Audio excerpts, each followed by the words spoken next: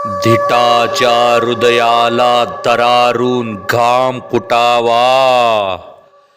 अशी ती एक भयानक रात्र होती. आणि म्हणाले, हो माहीत आहे, पण तू हे का विचारतेस? वर्षाने त्यांना, नाही आजोबा, असंच. तुम्हाला त्या खाडीबद्दल माहीत असेलच मग तर. वर्षाच्या तोंडून खाडी हा शब्द ऐकतात आजोबांच्या चेहऱ्याचा रंग उडाला. त्यांच्या चेहऱ्यावरील हावभाव बदलले व ते चिंताग्रस्त दिसू लागले. ही कोण मुलगी आहे आणि खाडीबद्दल का विचारते ही मला? पण त्या आजोबांनी वर्षाला त्या खाडीबद्दल सांगण्यास टाळाटाळ केली. पण आपली वर्षा जिद्द होती. ती ऐकणाऱ्यातली नव्हती. तिने त्या आजोबांना सांगण्यास प्रवृत्त केले आणि असे करत आजोबा मानले व आजोबांनी वर्षाला खाडीबद्दलचा एक इतिहास सांगितला. तेव्हा वर्षाला कळून चुकले की ती खाडी पछाडलेली होती.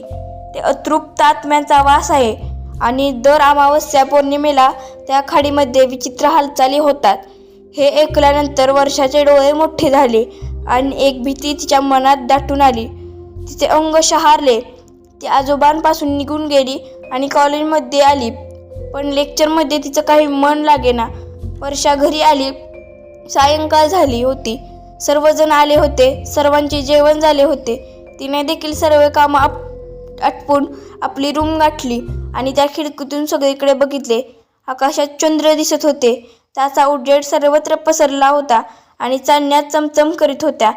आणि ते पाहताच वर्षा कॅलेंडरवर पाहायला धावली आणि तेथे तारखेच्या खाली ठळकपणे पौर्णिमा असे लिहिले होते. वर्षाला लगेच आठवले त्या वृद्ध माणसाने काय सांगितले होते की पौर्णिमा आणि अमावस्येच्या रात्री त्या खाडीत हालचाली होतात. वर्षा आपल्या खिडकीकडे धावली. बाहेर कुत्रे त्या खाडीच्या दिशेने पाहत भुंकत होते.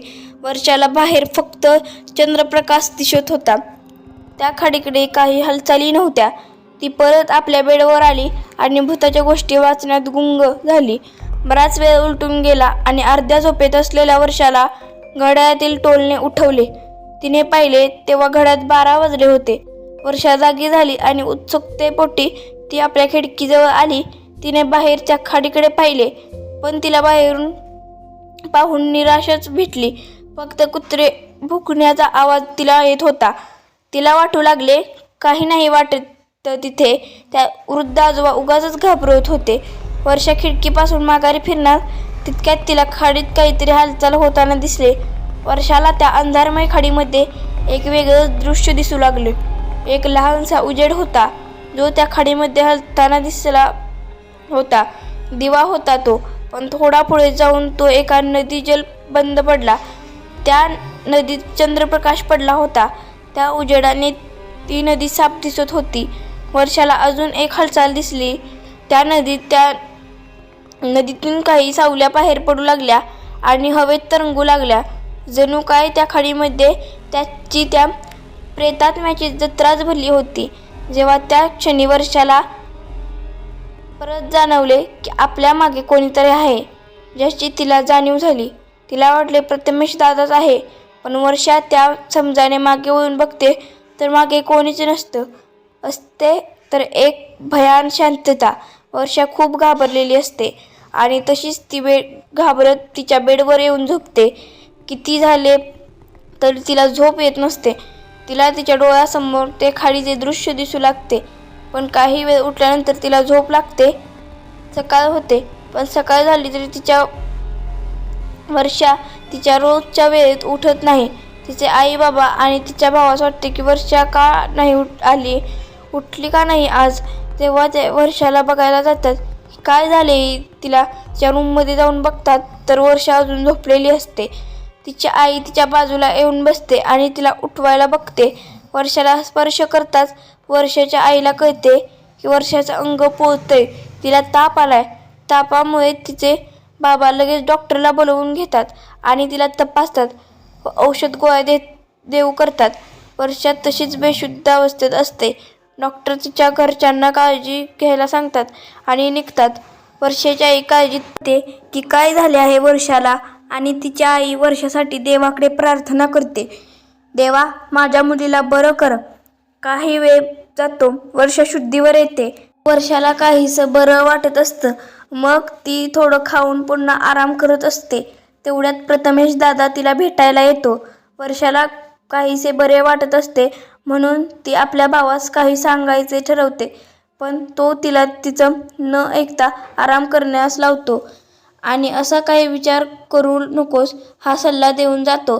पण वर्षा गप्प बसणारी नसते. ती विचार करते की आपण त्या खाडीत जाऊन बघायचंच की काय हे तिथे काय दिसले आपल्याला. एखाद्या वेळी तिथे माणसे पण असू शकतील ना, म्हणून आपण जाऊन पाहायचंच. तिने तिच्या तापेचा देखील विचार केला नाही. वर्षाने दुसऱ्या दिवशी तेथे जाण्याचा निर्णय घेतला आणि ती कॉलेज टाईमच्या वेळी निघून खाडीत जाते. तेथे जाताच सकाळची मोहून टाकणारी ती खाडी तिला दिसते. खाडीचे ते रूप, ती हिरवळीवर जणू फिदाच होते. तिचे ते मोहक सुंदर दृश्य तिला हरवून टाकते, संमोहित करते.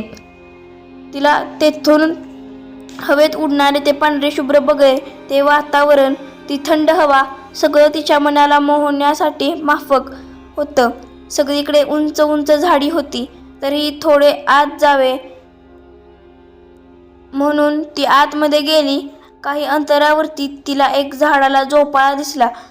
ही गोष्ट विचित्रच होती, कारण अशा या विरान जागेत कोण झोका बांधून खेळत असेल. ती तरी देखील न भिता झोपाळ्याजवळ जाते आणि झोपाळ्यावर बसते व हळूहळू झोके घेऊ लागते. तिला तेव्हा खूप आनंद होतो. जसे जसे ती झोके घेऊ लागते तसेच तिची नजर एका ठिकाणी खेळते. एका झाडाच्या खोडाजवळच एक चमकदार वस्तू पडलेली असते, लगभग आपल्या हाताइतकी आणि गोल अशी. वर्षा झोपाळ्यावरून उतरते आणि त्या वस्तूकडे जाऊ लागते.